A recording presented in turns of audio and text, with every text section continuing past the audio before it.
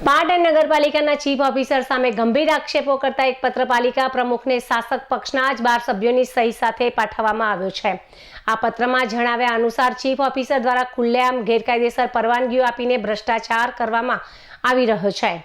વહીવટી તંત્રમાં મનમાની ચાલતી હોવાને કારણે પાલિકાના સભ્યો કે સામાન્ય અરજદારો જ્યારે રજૂઆત કરવા જાય છે ત્યારે તેમની સાથે ઉદ્ધતાઈભર્યું વર્તન કરવામાં આવતું હોવાની ફરિયાદ ઉઠી છે। પત્રમાં વધુમાં આક્ષેપ કરાયો છે કે શહેરના વિકાસના કામોમાં જાણી જોઈને વિલંબ કરવામાં આવે છે અને કાયદા વિરુદ્ધ જઈને કામગીરી કરવામાં આવે છે। ચીફ ઓફિસર મીડિયામાં વહીવટી બાબતોની ખોટી માહિતી આપીને પ્રજાને ગેરમાર્ગે દોરતા હોવાનું પણ સભ્યોએ જણાવ્યું છે। શહેરમાં હાલ ગંદકી અને દબાણના પ્રશ્નો દિન પ્રતિદિન વધી રહ્યા છે, પરંતુ તેના પર કોઈ નક્કર કાર્યવાહી કરવામાં આવતી જ નથી।